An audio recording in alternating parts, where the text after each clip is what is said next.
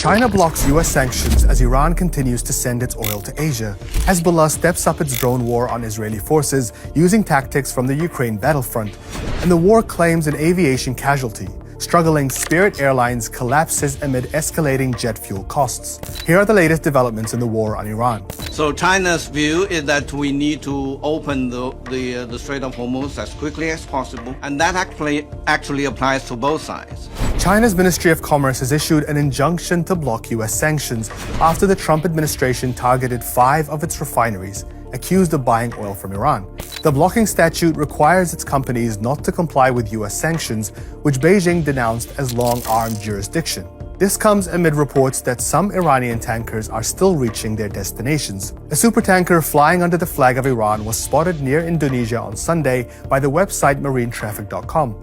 The vessel was likely en route to China before the U.S. imposed the blockade on Iranian ports and is reportedly carrying more than $200 million worth of crude.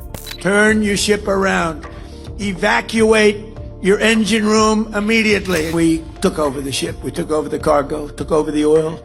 It's a very profitable business. Who would have thought we were doing that? We're like pirates. This was Donald Trump bragging about the seizure of Iran-linked cargo vessels crossing the Strait of Hormuz. Iran's foreign ministry spokesperson responded, saying it wasn't a verbal slip by the US president, but a damning admission of the criminal nature of their actions against international maritime navigation. Talks to end the war remained at an impasse, with both sides exchanging and rejecting proposals through Pakistani mediation. Trump says he's currently reviewing a 14-point plan offered by Iran, but said he was unlikely to accept it as they have not yet paid a big enough price. Fighting in southern Lebanon has entered a new phase as Hezbollah deploys first-person drones against Israeli forces. These small, low-flying drones are guided through a thin fiber optic cable rather than by GPS or radio signals. Known as first-person view or FPV drones, they were deployed widely in the Ukraine war and cost around $4,000 to make. They're hard to jam and harder to detect by Israel's conventional air defense systems, but the results can be devastating. 2 Israeli soldiers and 1 civilian were killed by drone attacks over the last week, prompting its army chief to order strikes deep into Lebanon to try and disrupt Hezbollah's drone supply chain.